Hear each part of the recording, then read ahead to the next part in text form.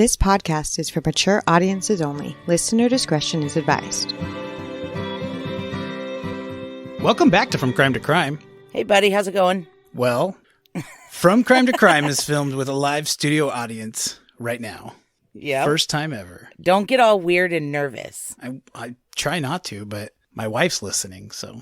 All right. Well, you want to get right into this episode? I'd love to ask you about your Hawaii trip and all that, but I feel like this episode's going to be really long, so we'll talk about that some other time. Yeah, maybe at the end, but yeah, let's get into it. Okay. Today's episode, we're going to be talking about Paul Fronczak. Do they call him Fonzie? Because I know I would. No, they don't, but it's Fronczak. Fronczak. No, it's Fronczak.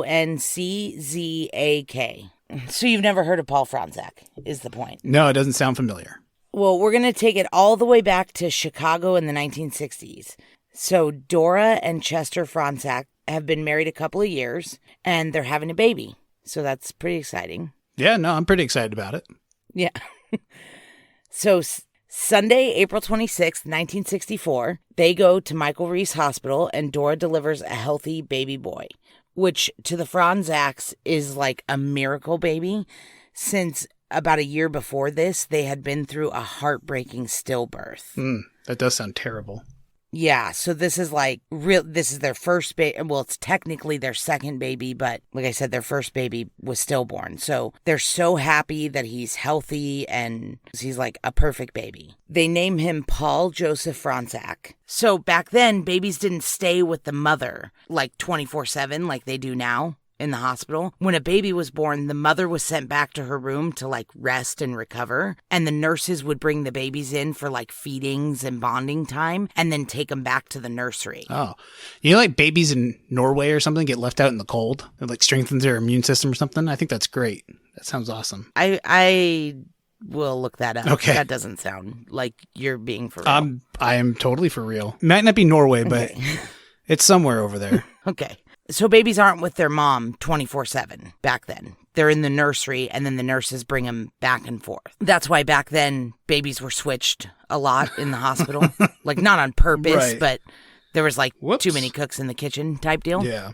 Yeah. So the Fronczaks are on cloud nine, and the next morning, Monday morning, Chester goes to work at a machine shop where he's a machinist in Chicago. Because back then there was like no such thing as paternity leave. They were like, yeah, you got to go to work. It's Monday, bro. There barely is now, so I'm not surprised there's none there. Yeah. And so he goes to work. He passes out cigars to all his coworkers. Like he's elated that they just had a healthy baby. Dora and baby Paul are still at Michael Reese Hospital. They bring Paul in to spend time with Dora for a feeding, and the nurses are coming in and out of her room like constantly. And after a little while, a nurse comes into Dora's room and tells her that she needs to take Paul back to the nursery because the doctor was there to examine him. So Dora hands the baby back to the nurse and she leaves. A little while later, the staff starts to realize that Paul hasn't been brought back to the nursery for a while. And so they send somebody to Dora's room to get the baby, and she tells them that somebody already came and got Paul. And they were like, oh, okay, no big deal. So they leave, and after they shut the door to Dora's room, they were like, hey, this is a big deal. Nobody knows where the Fronczak baby is. Yeah, that's a big deal. Yeah, but they played it cool to Dora. They were like, oh, okay, great. And then they just like kind of left, and they immediately start searching everywhere in the hospital because they think maybe a nurse like took him on a walk or something, you know, and he might still be in the hospital somewhere. They were trying not to like full-blown panic. Why would a nurse take a baby on a walk? I don't know. You know what I mean? Like they thought maybe he was in the hospital somewhere and communication was just not happening for some reason. All right, I can understand that. Yeah, so they searched the hospital for over an hour when they finally came to the panic mode where they realized that baby Paul was gone. And that's when they called the police. So over an hour, this woman had a head start on stealing this baby. I mean, the grand scheme of things, that's not a long time, but like right now, that's a long time. Yeah. So they send a nurse in to Dora's room and they act like nothing's wrong. They take her to a feeding class and like a new mommy class, and they act like everything is totally normal. Like they try not to panic her because, you know, back then they were like, oh, she's going to get hysterical. Yeah. We don't need that. Yeah. It's like, yeah, she might. Like you kind of lost her baby, but that's okay. fair.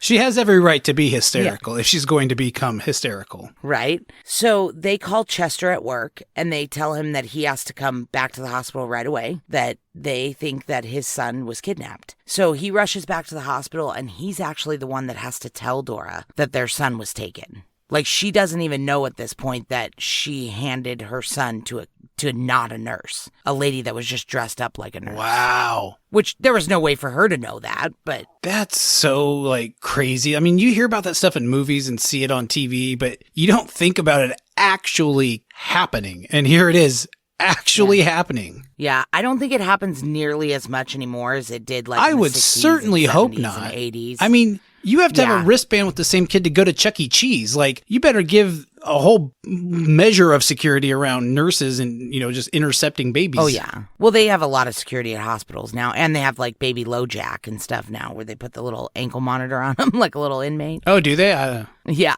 Yeah, they do. We just need to give them microchips right after birth. Just right in there, and then there you go. Well, I mean, this was the time before they didn't even footprint this baby. Like, that wasn't even a thing yet at this hospital. Oh, wow. So they got, like, nothing on baby Paul. Remember, I said there's no birthmarks, no deformities, nothing. They had one picture of him that was taken, like, just a couple hours after he was born. All babies look alike anyway. And you know how much they change in the first couple weeks. Yeah. So it's like if they don't find him that day, this is going to be a problem. Right? Like, that's good luck. I mean, of a newborn? Oh, my gosh. Yeah. So Chester and Dora are devastated, obviously. This is now the second time they've gone to Michael Reese Hospital, had a baby, and then aren't going home with one. Oh, God.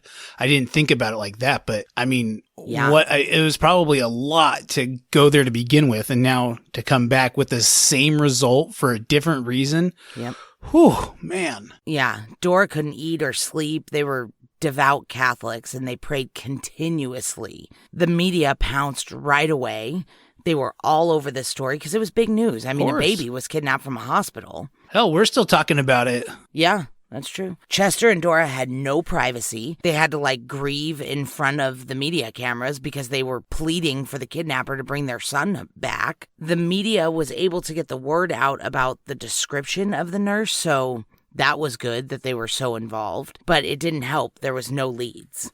A cab driver came forward and said that he had picked her up outside the hospital and drove her and the baby, which he didn't know was a kidnapped baby, to an intersection about 15 minutes from the hospital. And she got out, got in a different car, and vanished. And where he took her, there was an L train. In Chicago, they have, like, public transportation called the L. Right. And there was airports, highways, like, an hour after he went missing. She could have been completely out of Chicago by that time. Yeah. I mean, absolutely could have happened. Yeah. But that didn't stop them from looking. They launched the biggest manhunt in Chicago history. Wow. Yeah, they searched like 600 residences. They recruited thousands of postal workers, like mailmen, to keep an eye out for families with newborns. They were literally asking mailmen to be like snitches. Like, hey, if you see a family with a newborn, call us. But oh my God. They all look alike, Yeah. How are you going to be able to figure this out? Yeah, but it didn't matter. They just wanted to check out any newborn. You know what I mean? Because they were like, if the mom wasn't pregnant and, then maybe it's baby Paul. Yeah. So they asked the mail carriers to, like, literally tip them off if they see any families with newborns. They even went through hospital records of the women who had lost babies in the last few years to check to see if any of them had newborns that they couldn't, like, account for. Oh, that's smart. Yeah, because they thought whoever would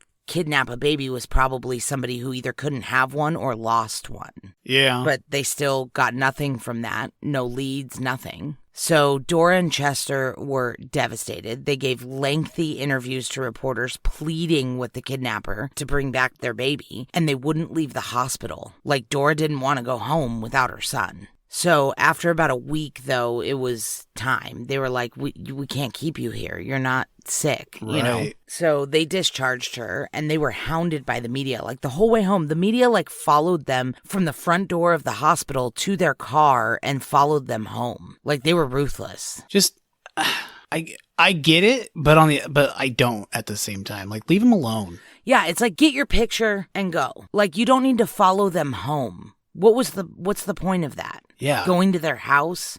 Like, you don't need to follow them home. What was the point of that? Yeah. Going to their house? Like, it just feels like back off. you know they're going to be devastated. Like, that's it. Yeah. So anyway, FBI agents went home with them on special detail. They set up like recording equipment on their home phone and stuff in case somebody called with a ransom demand, but there was never a call. The Fronczaks and their doctor even put written instructions like on TV and in the newspaper for a special formula recipe, because they said Paul had an allergy. And so they were like pleading with the kidnapper, like, you have to use this recipe because he has an allergy to milk. And then after they did that, they staked out the grocery stores looking for women buying those ingredients. Oh. So I don't even know if he really had an allergy or if they made that up to see if anybody would buy those ingredients. Oh, I don't even know what to say to that. Like, I know. They thought of everything to try to find this baby. I mean, to think that the kidnapper would actually be listening in. Well, because most of the time when an infant is kidnapped, it's by somebody who's desperate for a baby, and they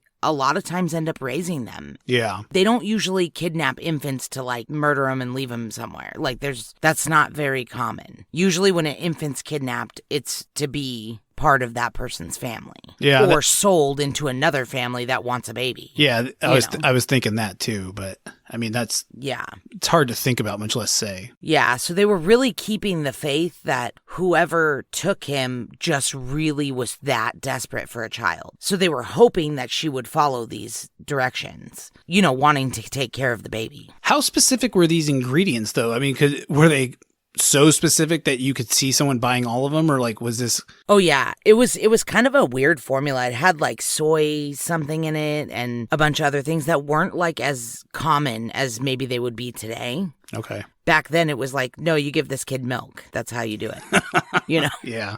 Like, I don't know. I read the ingredients and they were not crazy common. Like, if somebody was buying all of them together, it would be a pretty big red flag that this is what they were making. You'd remember it. Like, if someone was checking out, you'd remember all those weird things together. Okay. Yes. So, like I said, they tried everything to find this baby, but after a few weeks or months with no leads, no ransom call, the detail was reassigned and the FBI agents left Dora and Chester's house, and they were left alone with pretty much the realization that they might not ever find their son. That's just unfathomable to think about. And although they were beyond devastated, they never lost their faith. They went to mass every single day. Wow. And prayed for baby Paul to be returned. Yeah. They said Chester would wake up early for work and go to mass first and pray and then go to work. I guess when you have nothing left to hold on to. Yeah, you've got to do everything you got. Yeah, you put everything into whatever gets you by, right? Yeah. So it was almost 2 years later when Dora and Chester got a call that a 14-month-old baby was found almost a year before. So the baby was almost 2 now. Mm-hmm. And he was found in Newark, New Jersey. And the FBI thought it might be Paul. So on July 2nd, 1965, in front of a busy department store in Newark, New Jersey, a baby that looked to be about 14 months old was sitting in a stroller. And apparently back then it was pretty common for moms to leave their babies in strollers out in front of stores and like go into the store and do their shopping and then just come out and get their baby. Just like in Finland. Yeah. So most people at first thought, oh, his mom just ran into the store for something. But after a few hours, people started realizing that there was no mom anywhere. Like the baby had been there for hours. So the police were called and they noted that the boy was well dressed in a fairly expensive stroller and he was in decent shape, except that he had a pretty bad cold and a black eye. Which black is not eye? Cute on a yes. It's not cute on a baby.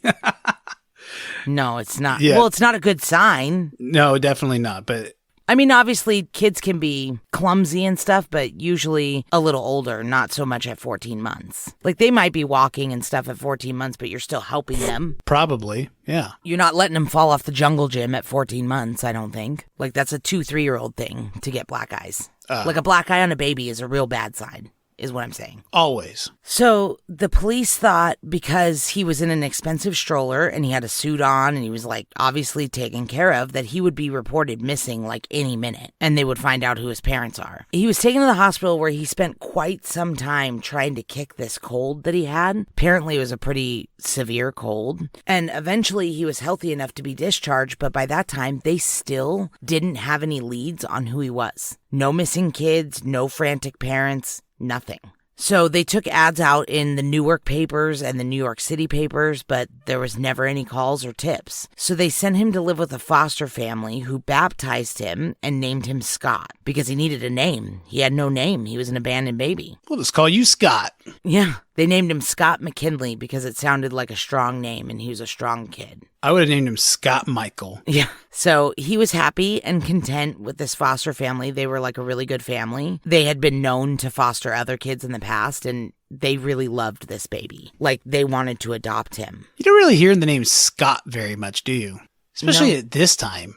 Not too many Scots. I don't know very many Scots, actually. Not that, like in any age group. I know. But it is a common name, but I just don't know it. It's not, when you see it, you're like, oh yeah, that guy's named Scott. But you don't know very many Scots. Scott Spezio. Oh yeah, he has a DUI. Does he? Oh yeah. He had a big drinking problem. Oh, that kind of makes sense. Yeah. So anyway, where are we at? Oh yeah, Scott McKinley, because he needed a name. So he was happy and content with this foster family, but the police had to try to figure out who this kid was and why he was abandoned. That's when an officer put it together that the timeline matched up for him to be baby Paul Fronczak from Chicago. They were like, he's 14 months old. Baby Paul's been missing for 14 months. Like, that makes sense, right? Yeah, it's all starting to add up. At least it sounds like it. Yeah. So there was no DNA or blood test back then that could prove that he was baby Paul, but the timeline matched up. And the only thing that they had, which was a picture of infant baby Paul in the hospital, the ears matched to this Scott McKinley. The ears matched? Yeah, apparently that's like a form of identification that the FBI uses, like a fingerprint, but it's not as like for sure. Really? Mm-hmm. But it's like because the shape of your ear, I guess, doesn't change that much. And so like if they could tell you have like a detached lobe now and you didn't in this baby picture, then it's obviously not you. My lobes are detached. What about yours? I don't know. Yeah, I think they are. Yeah, they are. But the point is that they can use it to kind of like determine. And they had used this because that was the only thing they had from baby Paul. So they had used this against other babies that had turned up and they'd all been ruled out based on the ear shape. I guess it's the FBI. They know a lot more than I do, but that does not seem like a viable way to tell a baby apart from another baby. Yeah, it's not. And we'll get to that. Got it. So anyway, a lot of these babies had been ruled out as being Paul based on the ear, but this Scott McKinley couldn't be ruled out. So they weren't like, for sure this is Paul, but they're like, we think this could be Paul. We should tell the Fronczaks. So they called Dora and Chester and told them that they should probably come to New Jersey to see if this 2-year-old boy, Scott McKinley, was their missing baby Paul. And by this time, Dora was pregnant with their 3rd child, and her and Chester rushed to New Jersey to see if this boy was their baby Paul. So there was FBI, police, media everywhere. And they bring in Scott into the room, and Dora yelled, "Oh my God, that's my baby." Oh, just a mother knows a baby's ears. Everybody was stoked. They finally found baby Paul. Dora and Chester were whole again. The foster family that Scott had been with was devastated that they were losing Scott, but they were happy that he was found, that his home was found. Yeah. And that his parents were good people. They weren't the ones that abandoned him. Right. So everybody is super elated. This is like a huge news story. This hits the headlines. It's like, oh my God, they don't find babies after 2 years of being missing. Like that doesn't happen very often. TV says if you can't find somebody in the first 48 hours, your chances go down a whole lot. Yeah. And a baby too, I would imagine that's got to be a bigger difference, right? Like, because unless you know like their ear shape and size and stuff. So because there was no way to prove he was Paul 100% and he was abandoned and given the new name of Scott McKinley, the Fronczaks had to legally adopt their own son because his name was legally Scott McKinley now. Oh. But that was all just like technicalities. They took Paul home that day and they were a family again, but they had to legally adopt him because there was no blood test or DNA that could prove he was their son. All right. Yeah, that's how they had to do it back then, Grant. They didn't have DNA. I know, or but paternity. It wasn't possible to prove it. All right. So the Fronczaks are happy. Once they got Paul back that summer, when they got Paul back, Dora had their second son, Dave, that November. Dave? Yeah, his brother's name is Dave. Just straight out of the gate, they just called him Dave? No, I'm pretty sure his name's David, but in Paul Fronczak's books, he calls him his brother Dave, so. Oh, all right. I mean, I can imagine holding a little baby like, oh, little baby David, but little baby Dave. Well, my dad's name is Dave. Yeah, and Pa calls him David. No, he doesn't. Yes, he does. Yeah, he does. Yeah, he does. Yeah. I was like, yeah, he does. Should I argue with you about this? But like, no, he does. He does. Graham called him David too. Used to. Yeah, Graham would go back and forth, though. She'd call him both, but she did call him David a lot. Yeah. Anyway, that's not the point. The Fronczaks are happy. They went from traumatic devastation, having 2 kids that they didn't really have, to now having no kids, to now having 2 kids again within a couple of months. Like, they got baby Paul back when he was 2 years old, and then Dora had their second son that November. So they went from like no kids to 2 kids quickly. So I understand that. Yeah.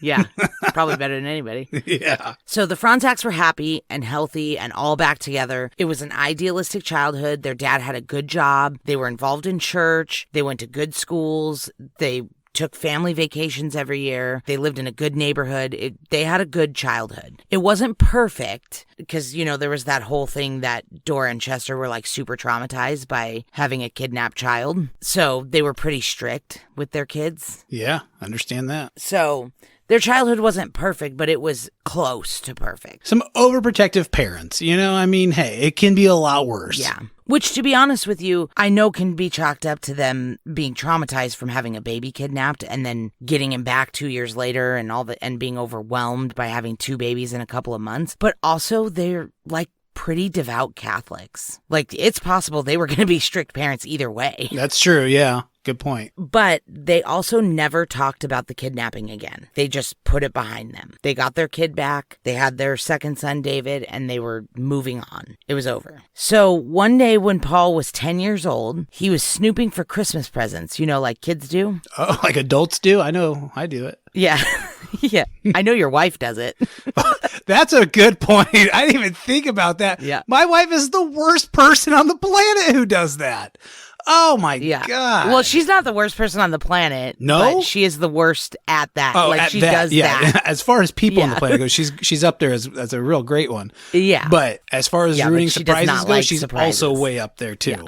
Yeah. Oh my God. So anyway, Paul's doing this like 10-year-olds do. And he comes across a box in their crawl space because he thought, oh, my parents might hide our Christmas gifts in the crawl space. That's a good place to hide it, right? So he comes across these boxes and he starts opening them up thinking that him and his brother's Christmas presents are going to be in there. And he comes across all these sympathy cards and newspaper clippings about baby Paul Fronczak being kidnapped. And he was super shocked because he did not know that he was kidnapped as an infant because they never talked about it again. They got him back when he was 2 and they never talked about it again. I can imagine not wanting to bring that part up. Like, of course they didn't talk about it again. Who would? Yeah. So he went running to his mom, with the newspaper clippings in his hand. And he's like, hey, what's this?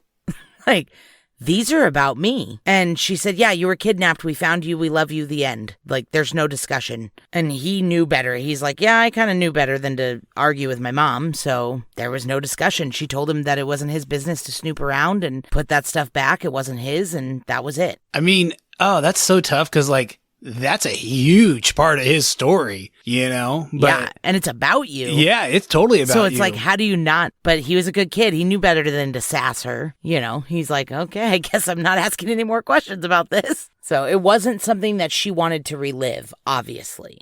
So growing up, he didn't ask, but he did think about it sometimes, but he didn't let it like run his life. He was a kid. He was too busy playing the bass in a band, and he was popular with the ladies because he was a pretty good looking guy. Way to go, Paul Fonzie. Yeah.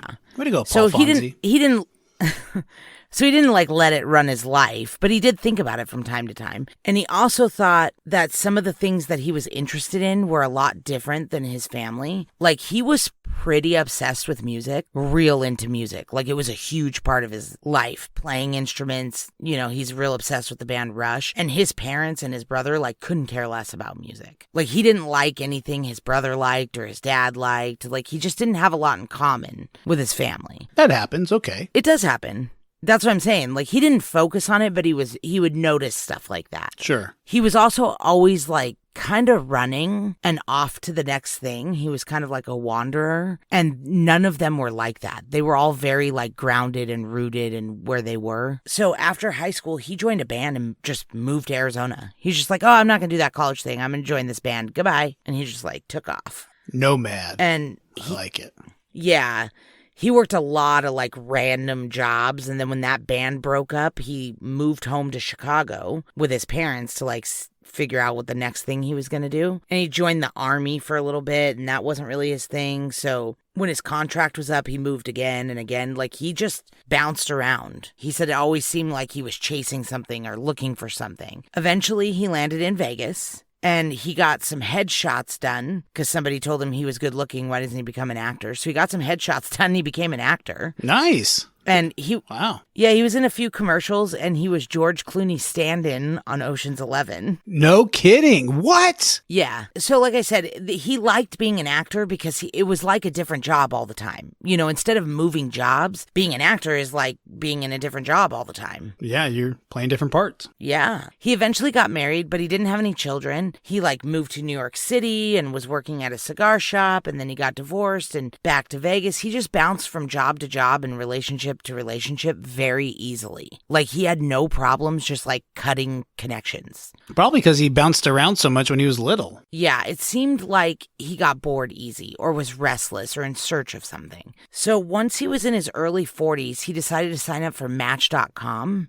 He met a lady named Michelle, and they hit it off right away. And after dating for a little while, they got married, and they were happy. He got a steady job, and he like totally settled down. He like found his place. Is this going to be his sister? What? No. Oh. Well, God, your brain works real awkwardly. I'm not. Is this kid actually theirs, or are you going to tell me that it's not? Because that's what I'm expecting. I'm expecting them to be like, this actually isn't our kid, and this dude is dating or married his sister. Is that not where we're going with this? No. Oh, all right. Stop making assumptions. Well, you told me there's all these twists and turns and ands, and so I'm expecting twists and turns, and so I'm trying to keep up. I'm trying to get ahead of them. Don't make them up.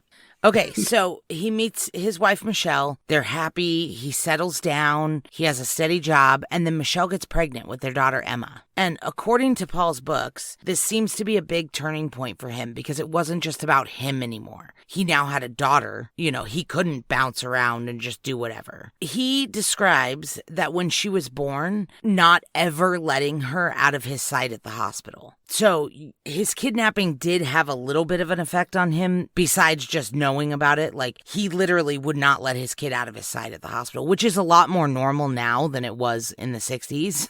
So he probably didn't seem like a weirdo, because I feel like a lot of people do that now. But him having a child really like brought up stuff for him. Those first few years are so formative. He knew what happened. If he was abducted, he knows about it and stuff, and that's staying with him. Like, there's a reason why he bounces around like this. That, you know, it's not just out of the blue. So one day, Michelle's doctor asked him about his family medical history, and he was about to recite the Fronczak's medical history like he always had when a doctor asked him about his family medical history. But then he realized, like, what if that wasn't his medical history? Like, he was kidnapped and they found him, but there was no hard proof that he was for sure Paul Fronczak. Right. So he started to think, like, am I doing my daughter a disservice if I just tell her this is her medical, tell her doctor this is her medical history and it's not even true? So he started thinking more and more about his childhood and how different he was than his parents and his brother David. He really started to have doubts that he was the real Paul, which maybe he had always had doubts, but there wasn't really a way to know back in the day. But by 2012, there is a way to know. Oh, yeah. So one day he's at CVS or Walgreens, some drugstore, and he sees DNA tests right there at the counter, totally reasonably priced. So he bought 3 of them. Wow. Yeah, he took them home. And when his parents came out for a week-long visit to see his daughter, Emma, he tried all week to have the guts to ask them to take it. He never got the courage. And then the day that he had to take them to the airport, they were all like standing in the kitchen. And he finally just like casually said, like, hey, do you guys ever wonder if I really am Paul? What? Well, just casually. Yeah. And his parents were like, well, I mean, yeah, but you're our son. Like, that's all that matters. Oh. And he's like, yeah, but if there was a way to know for sure, like, would you want to? And he describes this as he thinks he caught them off guard because they were like, well, yeah, I guess maybe. And so he ran into the into the bedroom and grabbed the DNA test and came back. Gotcha. And he's like, here, swab these in your mouth. We'll know in 4 to 6 weeks. Yeah. So they sat in the kitchen and they swabbed their mouths, and it wasn't a big fight or anything heavy. It was just like, yeah, okay. And it actually went a lot better than he was stressing about it all week that they were there, because the only other time he'd ever brought this up to his parents was when his mom yelled at him and told him to put it back, and it wasn't any of his business when he was 10. Yeah. And at this point, he's like 40-something. Definitely. It's his business now. Yeah. So they took it a lot better than he anticipated. So he drove them to the airport and they went home, and he couldn't believe it was that easy. But then his parents obviously probably talked about it like the whole flight home, and it had time to sink in and the ramifications and all that. They changed their minds, because as soon as they landed in Chicago, they called Paul and said, never mind, we don't want to do that test, forget the whole thing. And he's like, well, we already did the test. Right. Like, it's already happening. Yeah. And I want to know. This affects me. I'm 40-something years old, and I don't even know if that's my real name. Yeah. If I'm really your son or not. And they're like, well, we love you. You're our son either way, and we don't want you to send it in. Even being in his mid-40s and like a father and a husband, he was so respectful of his parents that much that he literally put the tests away in his desk drawer. And didn't send them in because they asked him not to. He didn't even send his own in? No, because they asked him not to. Eventually, after a couple of weeks, he finally said, literally, he says, walking by his office door where he knew the tests were in his desk, every day he would like stop and look at them, you know? Oh, absolutely. And so finally, I'm glad he finally was just like, look, I got to do this. Yeah, he finally said, I got to know for sure. And he mailed him. And he even said when he walked him to the mailbox and like pushed him in the, the outgoing slot on, well, you don't live here in Vegas, but here we have like all of our mailboxes here are like apartment mailboxes. You don't have like a mailbox on your house like we do in California. Oh, yeah. I've seen I've seen them. Yeah, there'll be like 8 or 10. That way the mailman only has to go to like one box for every like 10 houses. And then there's an outgoing box too. And he says when he shoved it in the outgoing box, it got stuck. And he had to like force it in there. And he's like, oh man, was that a sign? Yeah, no kidding. It sounds like one. So a few weeks later, he got a call at work from Identigene, the company that he tested with. And they asked him like his security questions and all that kind of stuff. And when they figured out who he was, they were like, okay, so there's zero possibility that Dora or Chester Fronczak are your biological parents. Oh, man. I knew it was coming. So he said, thank you. And he hung up, and then he said he just stopped breathing. Yeah, that's a big call to get. His whole identity was gone. His name wasn't Paul. He wasn't his parents' kids. All the differences between him and his family suddenly seemed like glaring and made so much more sense. Yeah. But he didn't even know his own birthday or how old he was. Like, he had no idea who he was. So his wife tried to assure him that he was Paul. He's the same guy, that this was big news, but it doesn't mean he's not him. Like, he has other identities besides Paul Fronczak. He's also her husband and Emma's dad. And I'm sure that made him feel good, but at the same time, it's like, well, but who am I? Totally. Who am I? Where did I come from? All those questions are probably racing through his head. Why the hell would anybody abandon a baby? Yeah. And where the hell is the real Paul Fronczak? That's another really good question. Because that investigation just fucking ended when they found him and gave him to the Fronczaks. The FBI was like, case closed. Yeah, we thought an hour was a good head start. Now it's 45 years. Yeah, exactly. So he decided to set out to find the answers to all of these questions. He contacted an investigative reporter here in Vegas named George Knapp and told him his story. Said, are you interested in doing a piece on this? Because he thought if he could get a little publicity for it, that the real Paul, if he was still alive, might recognize his baby pic or something in the history and come forward and say, I think maybe I'm Paul. This is a big story. He should have called George Stephanopoulos. Ah, fuck. I know who you're talking about, the little guy with the big hair. This is a big story. He should have tried calling George Stephanopoulos. Yeah. Oh, you got it. Yeah, I got it. Nailed it. Yeah. It's because I'm familiar with Jesse Katsopoulos. So I kind of cool Right. with Greek names. That's enough. So anyway, he thought if he could get publicity, the real Paul might recognize something about his story and come forward, or his family that abandoned him might come forward or something. You know, he just thinks that he's got to start somewhere. So he starts doing these interviews with George Knapp and investigative work with this reporter and stuff. And the night before the story was airing in Vegas, he realized that he needed to tell his parents before they saw it on TV, because he still hadn't told his parents. This just settled in with him? Well, no, he knew, but he also knew that they told him not to send in the tests. So not only did he have to tell them that he went against their wishes and sent the test in, but that also he's not their son. Yeah. And he's been avoiding that because that's a big thing to tell your parents. Oh, yeah, that's a big one. I mean, that's a big secret to keep. Yeah. But now with this report going to air on TV, it finally gave him like a deadline. Like, you have to tell your parents before they see this on TV. So he sent them an email explaining why he did it and that it showed that he wasn't their biological son, but he loved them and he wanted to find their real son for them. Like, this didn't change anything except that now we know. So the next day, the report aired and he didn't hear from his parents. And then a couple of days later, his cell phone rings and it's his mom's phone number. And he just answered the phone like, "Hey, Mom, what's up?" Like, tried to be cool, like play it off. Yeah. But she was livid. She was yelling at him like, "Why the hell would you do this? Are we not good enough parents to you? You wanted to go find new parents. Why would you do this to us?" Like, she was angry. And he tried to explain to her, like, "I didn't do this to you. Like, I needed to know for myself. I wasn't searching for new parents. I just needed to know." Yeah. And he heard shuffling, like his mom had like kind of threw the phone down. And then his dad picked up the phone and said, "You're an asshole," and hung up on him. So he's like, "What the fuck?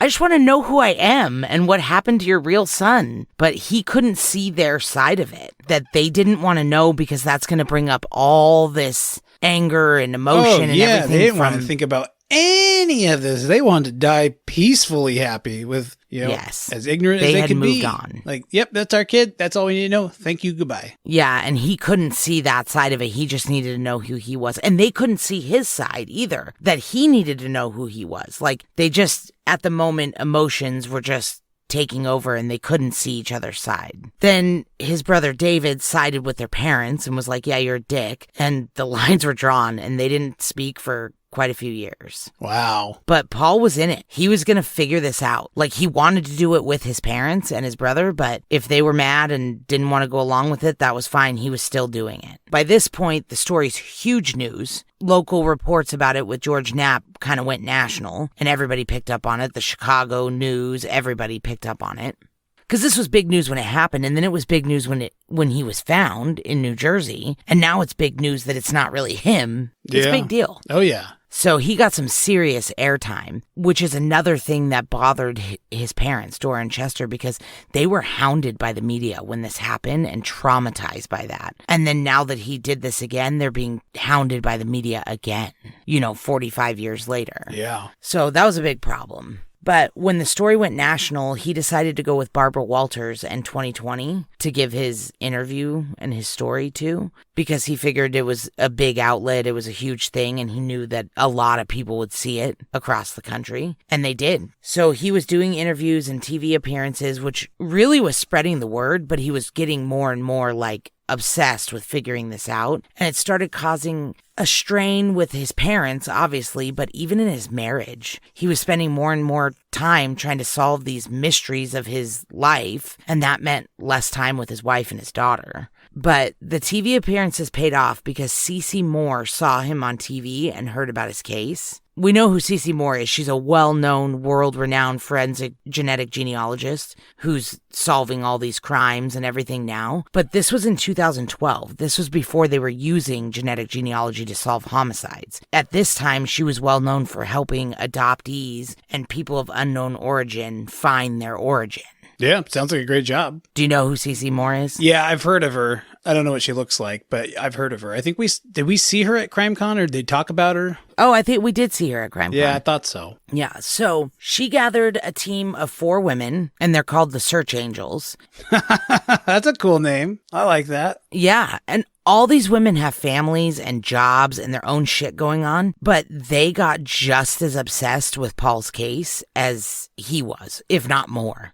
This case was before the DNA databases were as big as they are now. Right. So the work was a lot harder. They've given interviews now saying that if they uploaded Paul's stuff now, it would take hours to figure out his birth family. But when this happened in 2012, it took years. Really? Of really hard investigative work. Oh, yeah. Because the databases were just not very big. So now you might get like a second or third cousin, and you only have to trace the ancestors back to like the great-grandparents would be their common ancestor. But back when Paul's DNA was uploaded, the closest they were getting was like sixth cousins. You have to trace the ancestry back to like the 1600s to find the common ancestor.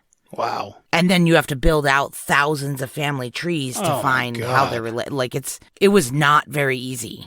I would never go to that type of effort for anything. Ever. Yeah, well, thank God these women did. Yeah, thank God they did, but I never would. Yeah, one of these ladies was even in the hospital with Lyme disease, and she was working on Paul's case from her hospital bed. Dude, that's gnarly. Lyme disease is tough. Yeah. Ugh. But they did get a huge break because after the holidays, a new match popped up, which is pretty common because people get these kits for the holidays, Christmas presents. Yeah, that's true.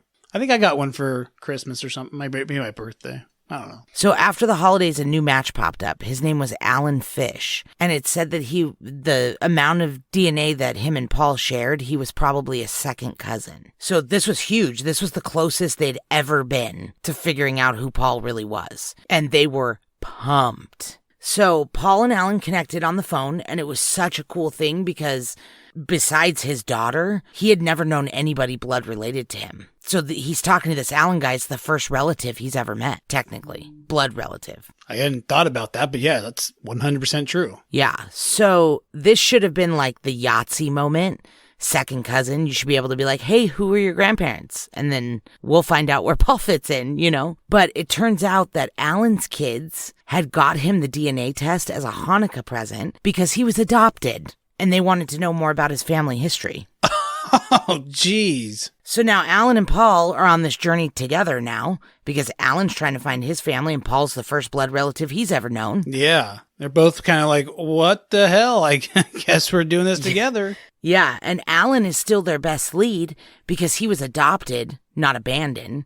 So there would be records. There'd be adoption records, But it turns out that it was a closed adoption. So they make plans to meet in New York City because Alan lives in New York. And they file to have Alan's adoption records opened so that they could find out anything about his birth family that might help lead to who they were and maybe Paul's identity too. So then, like the day before they were supposed to meet in New York City, Paul gets a call from Alan's wife. Alan passed away. What?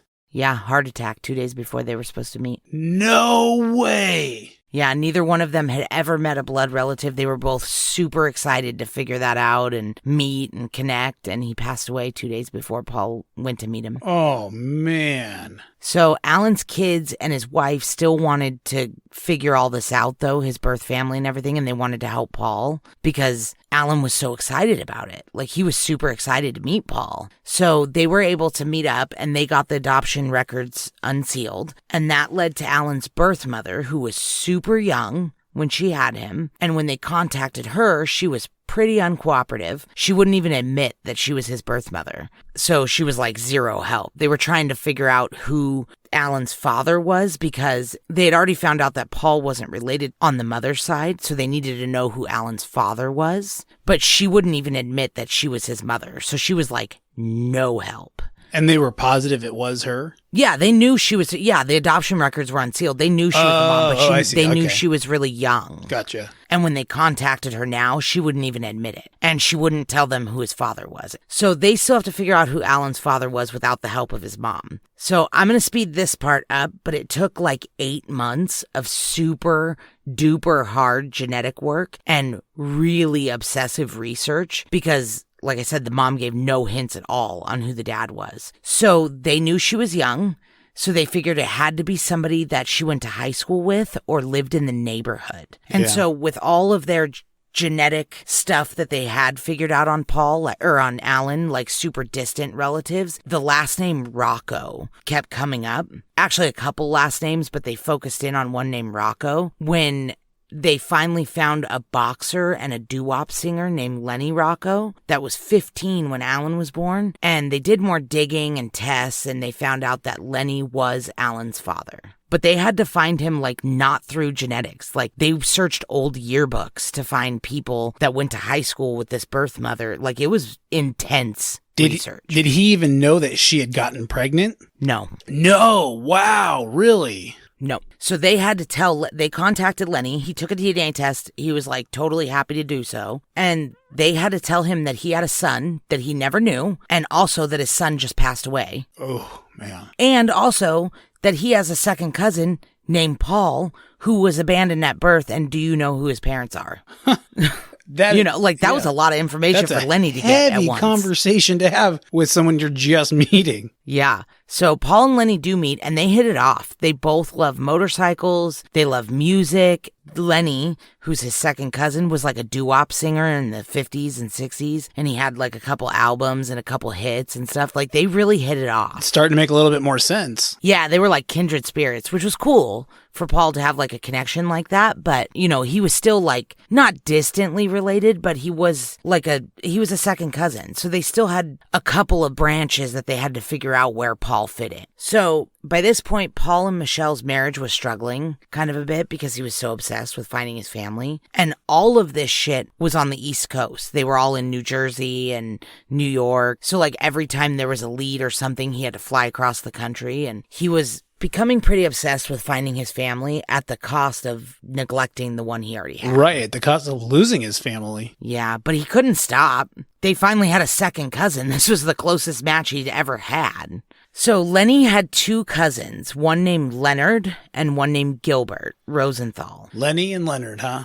Cousins. Yeah. Is there another is Lenny short for anything else besides Leonard? Because, or I don't know. Just two cousins named Leonard. Or I wonder if Lenny was just his name and it wasn't short for anything. Like maybe Lenny was his name. I guess. Is Lenny just a name? I've never heard anybody named Leonard be called Lenny either, but I don't know anybody named Leonard.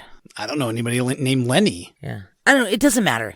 This is really important part. Don't confuse yourself right now. Okay. So Leonard and Gilbert Rosenthal, because of genetics and science, they knew Paul was one of those two guys' sons, Leonard or Gilbert, because they've ruled out everybody else. They ruled out other people on Lenny's other side, so they knew it was either Leonard or Gilbert Rosenthal were Paul's dad. So turns out Gilbert was dead. He died in the 90s at like 60 years old. Oh, wow. Yeah, and Leonard was kind of like missing. He was kind of a shit guy and kind of bounced around from like cheap motels week to week, and so nobody really knew where he was. Great. Yeah, so they found Leonard's ex-wife, and she tells them some pretty harsh shit about the whole family. They all have issues in one way or another. Everybody is dead, violent, or estranged. It's like a whole mess. Leonard was super abusive, mean. She said you can't trust a word that comes out of his mouth. He's like a super liar. And she didn't want him to find her or her kids. So she was really guarded about helping Paul. Because she's like, I don't want Leonard to find us. Like, we got away from him. Yeah. They're asking her these questions because they're like, well, could he be Leonard's kid or what? And they take DNA tests like her kids and stuff. And then they find out that no, she tells them that there is a missing child in the family, but it was Leonard's brother Gilbert's child, not Leonard's. Even though Leonard's a shit guy, it was his brother Gilbert that has a missing child. Oh, okay. Now we're getting somewhere. Yeah, so they're pretty sure at this point that Paul's real biological parents are Gilbert and his wife Marie Rosenthal. They lived in Atlantic City, New Jersey, and by the time that Paul is looking for them, they've already passed away in the 1990s. They both died at 61 years old, 2 years apart from each other. So they raised 3 kids, and according to the aunt, there was also twins born sometime in the early 60s, and the aunt remembered the twins being there one minute and then just like gone the next. And they're like, what do you mean? And she's like, well, they had twins and they were around for a couple years and then they were just gone. They were just gone? Like, yeah. That's what even the search angels and everything, they're like, how are they just gone? What do you mean gone? Like nobody has a good explanation for where these kids went. The only answer that like all these extended relatives give when pressed about this is whenever somebody from Gilbert's side asked where they were, they always said that the twins were with Marie's family. And whenever Marie's family would ask where the twins are, they would say they were with Gilbert's family. And then eventually everybody just stopped asking. All right. Yeah, it was what? Babies just disappear and we don't really care. Right? So the team found records that the Rosenthals had 2 older daughters and a son that was younger than the twins, but there was no record of the twins anywhere. So they set off on this new journey trying to find out if these twins really did exist, because nobody seemed to know for sure. And if they did, where the hell are they? And if nobody knows where they are, is Paul one of them? So the aunt remembered that there was a newspaper article about the twins because they were born on their parents' wedding anniversary and their older sister's birthday. So there was a little blurb in the newspaper about that it was a significant date for this family. So one of these ladies, the search angels on Cece Moore's team, drove to Atlantic City, went to the public library, and searched microfiche of old newspapers for hours until she found the article about the twins and their birthday to prove that they existed, because there was no proof that these twins existed. What do you mean there's no proof? There's no proof. People say they remember them, but there's no pictures of them. There's nothing. So there's the search team at this time is still trying to prove that these twins ever even existed for them to be missing. Yeah. So this lady goes through microfiche of old newspapers for hours, and she finally finds this tiny little article on page 6 of some random newspaper about the Rosenthals and how they had twins born on October 27th of 1963. So they're pretty sure Paul is one of the twins that's missing, and that he was born 6 or 7 months before he thought he was. Oh, interesting. Yeah, because he was born in October, not April. Right. That would make sense when the police found him and he was abandoned and they thought he was 14 months old. He was really 21 months old. But twins develop slower because they're twins. Oh, that makes it so if they would have known he was a twin, they might have guessed his age to be a little older, but they didn't know he was a twin. So they guessed 14 months. That makes a ton of sense. Yeah. So they called Paul with the news and they asked him how he liked the name Jack. And they explained that his name was Jack, and that he had a twin sister named Jill. He was elated. They found his birth parents, his name, everything. They found he has a twin sister, for Christ's sakes. He was super excited. And then they told him that his sister Jill was missing. Her and Jack went missing at the same time, and she was never found. So they never discovered where she went? I mean, I guess they're separated like that. It's possible she never knew. And if she did, she never wanted to know. He only found out because he found that article. Right. Well, no, I know. I guess he found out through the DNA tests, but... Right. So Paul dives headfirst into finding his sister and to get answers on why he was abandoned. He's finally found the answer of who he is, but now it's opened up all these other questions about why would his parents abandon him and where the hell is his twin sister? Yeah. Because they raised their other 3 kids. The 2 daughters that were older than the twins and the son that was younger, they raised all of them. So why abandon the twins? Or at least one twin. We don't know what happened to Jill. So he started with his oldest sister, who would have been old enough to remember the twins. But when he looked her up, turns out that she died when she was 47. God. What?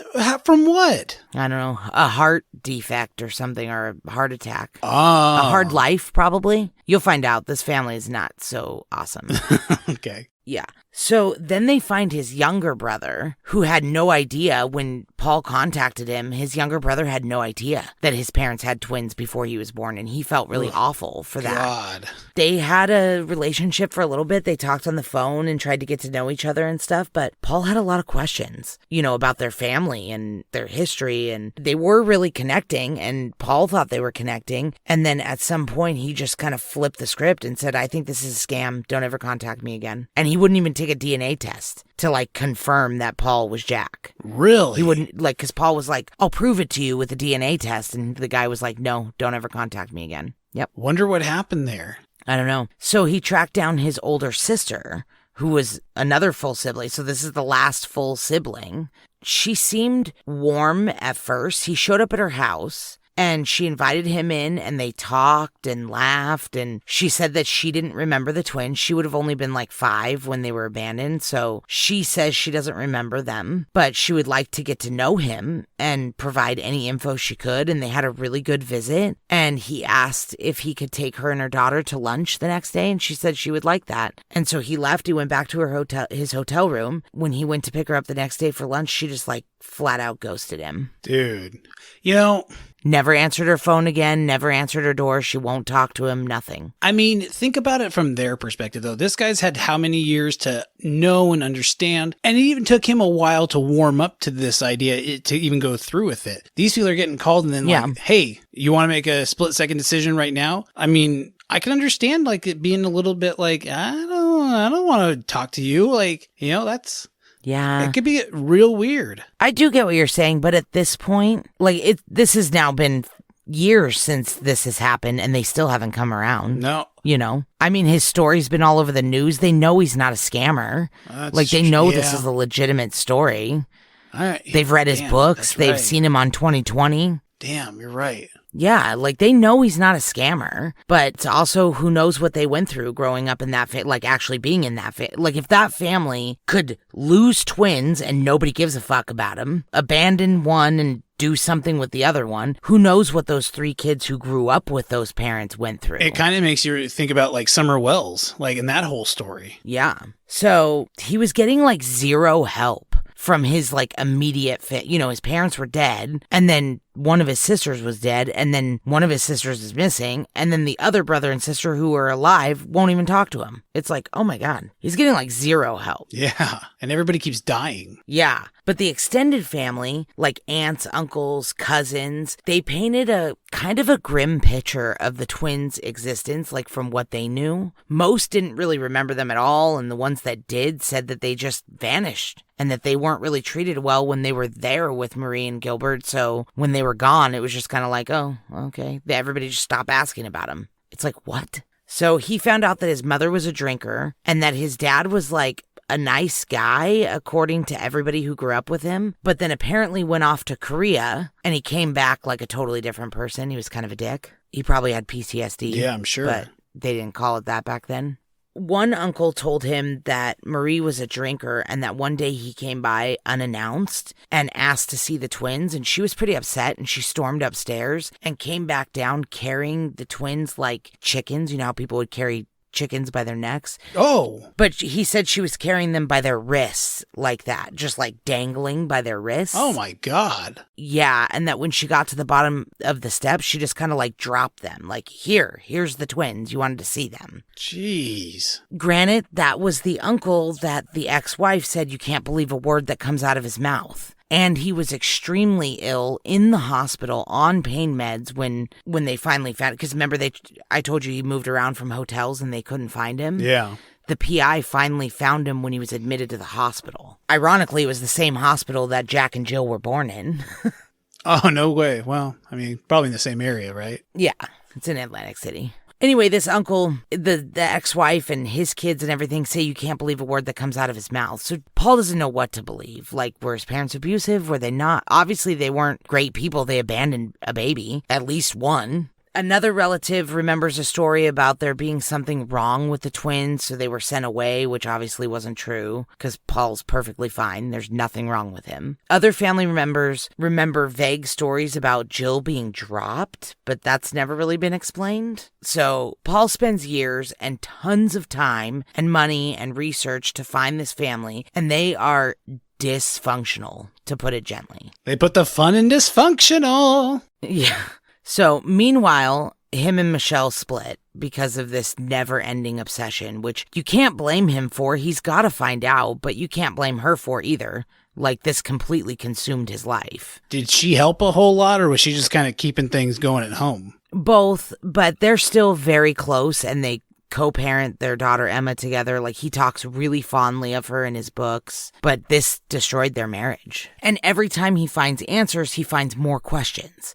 he finds his birth parents and then it's like, but where's my missing twin? He doesn't ever seem to get to the bottom of it. It just unlocks a new mystery. I mean, one of the things that he did was he flew all the way across the country to New Jersey and he went to the address that his parents lived at when him and his sister went missing. And he had ground penetrating radar done. And then he had to find the guy who owned the lot, pay him to let him dig on his property. And then he spent a summer day in New Jersey digging a hole in a vacant lot looking for his sister's body. I mean, this is like how obsessed he's getting, Yeah. It's pretty intense. And he did find bones when he did that dig on his parents' old lot. But when he took them to a professional, they said they were pig and cow bones, that they were probably like thrown out from a soup or buried after somebody roasted them. That's when he also found out that if his sister was murdered and buried anywhere without a casket, that being that she was only 2 years old, there wouldn't be any bones left. So probably don't go digging around lots anymore, is what the professional told him. Yeah. So when I say it was like consuming him, that's what I mean. He was like flying across the country and buying shovels and digging up lots. Like, that's wild. That is wild stuff. Like, that is so but he's much determined. work. I mean, determined, yeah, but... And he was also at the time afraid that if he reported her missing, because neither one of them were ever reported missing, he was afraid that if he reported her missing, that the police would take the case away from him and then not tell him anything. So he was trying to do as much as he could himself before he reported her missing. Turns out that wouldn't be the case because it would take years for him to get them to even take the report. And then when they did, it sat on some dip's desk for a year and he didn't do anything. He wouldn't even call the people at NCMEC back or NamUs to get Jill's profile on NCMEC or NamUs. It was really bad. So that wasn't even a concern. They were like, oh, this happened in the 60s. We're probably not going to work on that. It's got to be so hard to work on something so long ago. All that detective had to do was call NamUs and call NCMEC and give them the missing person's case number. And then they could get her profiles on NCMEC and NamUs. That's all they were asking for. They weren't asking him to spend hours doing anything. Literally just give us a case number. Yeah, it really is like the least they can do, huh? Yeah. 100% it's the least they can do. And I'd blast that detective's name all over this fucking thing if I could remember it from the book, but I can't remember it. But Paul says it in his book. So that detective is probably thankful because you're probably going to go to Twitter and online bully him if not. Yeah. Or if you do, remember, I should say. Yeah. So by this point, Paul's met all of his family that is in any way helpful, like all the distant aunts, uncles, cousins, and not one of them even have a picture of the twins. The closest that he's found is a picture of their mother, Marie, when she was pregnant with the twins. Wow. Yeah, but there's no pictures of they were 2 when he was abandoned. So for 2 years, they either got rid of all the pictures of them or there was never any pictures of them. I'm going to guess there were never any pictures of them. Yeah, that's wild, huh? That is pretty wild. Like, even on accident, people getting pictures. Yeah. So during this search, a woman named Susan came forward from the neighborhood, and she told Paul that she had babysat for Gilbert and Marie once, and that she had to tell him a horrible story. So he met with Susan, and she told the story about how when she was 14 years old, she was a babysitter for the next door neighbor, and Marie and Gilbert, who were Paul's biological parents, hired her for an overnight job watching their 2 daughters, the 2 daughters that were older than the twins. She was like, yeah, that's great. Apparently overnight babysitting jobs were like super common back then. Like parents used to leave for a whole night and go get a hotel room and everything. Wow. And just leave their kids with babysitters. Yeah. She said it was like totally normal. Way better to just leave your baby out in the cold. Yeah. So when she came in, they said, okay, here are the girls. They can eat whatever they want. They could sleep wherever they want, whatever. And they gave her the rundown of the house. And then casually, before they left, they told her to not bother the twins upstairs. And then they just left. And Susan was like super confused. What? Yeah. What? Don't bother the twins upstairs? Like the babies upstairs, just leave them be? Right? And she's like, well, first of all, you have twins? Like, I've never seen twins. Right. You called me about babysitting your daughters, not 4 kids, And she couldn't believe that a mother would say that babies didn't need care for a whole night. So she called her sister because 4 kids was way different than 2 kids. And she was like, I need your help. Yeah. So her sister came over and helped her with the 2 girls downstairs. And she goes upstairs to check on the twins. And when she opens the door to the room where the twins were, she was horrified. They were in separate cribs in completely pitch black room. Like there wasn't even a nightlight in this room. She said that they both whimpered and cried and like cowered in the corner of their cribs when she came in. Oh my God. Like most normal babies get excited for attention when somebody comes in. Yeah. She said it was the total opposite. And the only thing in the room was the cribs. There was no toys, no rugs. It was just 2 cribs and 2 babies. You wouldn't expect like a room with no toys or anything being shared by almost 2-year-old twins. Like that's... Yeah. How do they not have any toy? You know? She said the smell was horrendous. The sheets were soiled with urine and feces and their diapers hadn't been changed in a very long time. Oh my God. She said they were filthy, and even the milk in the bottle that Jack was holding had curdled and gone rancid. God, how old are these kids again at this point? Almost 2. Okay. They were like 21 months old. She also said that Jack had a black eye. Oh, well, here we go. It's all coming around. Yep. So she spent the entire night bathing them, changing their diapers. She said they had sores from wearing dirty diapers for so long. The babysitter cleaned the sheets, the crib, everything. Like she spent all night holding them and trying to calm them. She said when she picked them up, they were like shaking and scared. Oh my God. So Erica, she spent the whole night with them. Oh, I know. So when the Rosenthals got home the next morning, she said Marie smelled of liquor and was fuming mad that she had tended to the twins even after she told them to leave them alone. The babysitter said she was so scared she left without even getting paid. She was just like, I'm out of here. Like, this lady's scary. So her and her sister went straight home and they told their parents what they saw. Their parents did the 1963 thing to do, and they were like, that's none of your business. Don't bring it up again. Oh, my God. Yep. Then shortly after that, wow, the twins vanished. She lived with that for years until she heard Paul's story. And she said she had to over the years, she had convinced herself that they sent the twins away to live with relatives or something. You know, she was trying hard not to think that, like, after that night, they did something to their twins, you know? Yeah. She had to convince herself that they were alive somewhere. And then when she saw Paul's story, she knew that she had to come forward because she's like, oh my God, I met you. Like everybody else is saying they don't even remember the twins. And she's like, oh my God, you know, she's like, I met you for one night and I was 14 and I was traumatized. Yeah. Holy crap. To come back and see them as adults. I mean, what just Jack. To see don't him know where Jill as an is, adult. but yeah. You know, after living with this for such a long time. Wow. Yep. Man. So the conclusion that Paul kind of eventually came to is that either something bad happened to Jill and they didn't want to explain why they had one twin and not the other, or they abandoned them both, or they sold Jill and then abandoned him. And if that's the case, she might still be out there and alive. Do we think it's likely though? I mean, I'm going to say yes. I think it's likely. I know, she's because still alive. he's alive right. and was abandoned.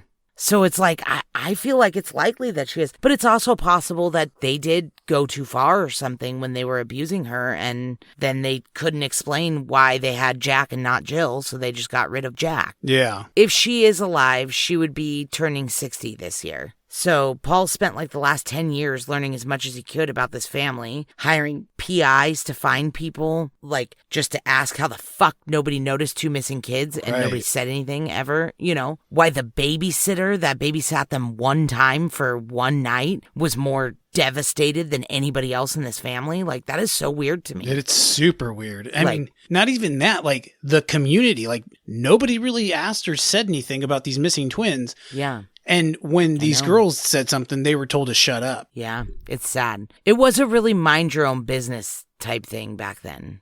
I understand that, but it doesn't make it better. No. But he's also spent so much time hiring, you know, PIs and psychics and like he's tried everything to find his sister. Like he wants to find Jill. He's even hired forensic artists to do like reconstructions of what she might look like today, which is like absolutely insane to try to do an age progression on somebody that there are no photos of. Their ears. It's all in the ears. But they don't even have a photo of her as an infant. They have nothing to go on except that she's Paul's twin. They don't know if they're identical twins or fraternal twins. I guess they're fraternal, huh? They can't be identical. So Yeah. So I was going to say they can't be Yeah. identical. Maybe. So like, but who knows what, she could look a lot like him, but in a girl or form, nothing like him. or look nothing like him. So he's done like nonstop research on abandoned children, trying to find anybody that matches Jill. And no one's matched her description though. But there has been a lot of women that have come forward that have questionable histories. And they're like, maybe I'm Jill, and every single one of them, he DNA tests them. Like, well, let's find out. And none of them But none of them been. have turned out to be her. Wow. Nope. And again, she may have no idea that she is, not from the same family. She could be. Oh, yeah, totally. Yeah.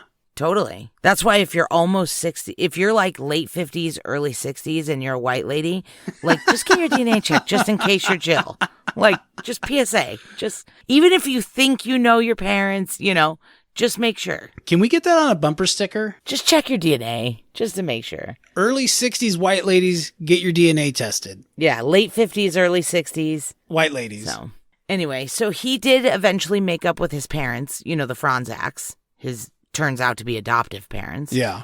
Happy to hear that. And they have a wonderful relationship. Like they totally can see each other's side now and everything, It was just emotionally Totally. That's a lot. charged for a while. That's a lot to deal with. Yeah. Yeah. Unfortunately, Chester Fronczak, his dad, passed away in 2017. So he didn't get to hear the rest of his story. Ah, man. Well, but his mom's still around. Yeah. I'm not talking about the resolution of fake Paul. I'm talking about the resolution of the real Paul, their son. Oh, right. Okay, gotcha. Because Paul, that's been searching for his own family, never stopped searching for the real Paul either. Oh, man. He's just going hard in both areas. Yeah. And so was the FBI because it was reopened. So in 2019, a woman in Michigan took an ancestry DNA test and it matched with David Fronczak, Paul's little brother. Oh, no way. And the genetic genealogist tracked her father down as the real Paul Fronczak. What? He was kidnapped in 1964. Yep. No way. 55 years later, he was found alive living in Michigan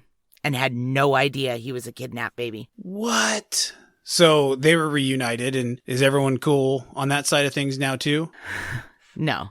Oh. Well, I guess that makes sense because, he was an unknown kidnapped baby. Well, he turned out to have been married and divorced and had 3 daughters, one of which was the genetic match. And he was raised by his mother, Lorraine. And there's not really going to be any answers on how that came to be because she had passed away in 2004. So there's some weirdness there because, he doesn't think his mom kidnapped him. But everybody else is kind of like, yeah, but how'd you end up with her? Yeah, right? Like, hey, man, even if she didn't, we got questions. Yeah, and it is possible that she didn't kidnap him because she does not match the description of the kidnapper from the woman dressed as the nurse. So it is possible she's not the one that physically kidnapped him. But yeah. There's still got to be some kind of weirdness there. So yeah, you don't just come up on a kid and not have any answers. Right. So at first, the biological Paul wanted to remain anonymous. He was extremely private. There wasn't a lot of information about him or his background. He didn't respond to Paul's efforts to contact him or his family. Like his kids didn't respond, nothing. So I'm sure that was pretty shocking to find out that you don't know who you are and that you were kidnapped as a baby and you're not who you think you were. So it took him some time to digest that. And nobody understands that more than the Paul we've been talking about this whole time, the fake Paul. Yeah. Because he found that out in 2012 that his life was a lie. What was real Paul's real name? What did he go by? Well, we haven't found out yet. Oh. He wanted to remain anonymous at first, remember? Oh, yeah. And he didn't even contact the Fronczaks or Paul or anybody. So he did eventually contact Dora Fronczak, his biological mother. And they talked on the phone a couple of times. And she found out that he was a machinist, just like his father, Chester.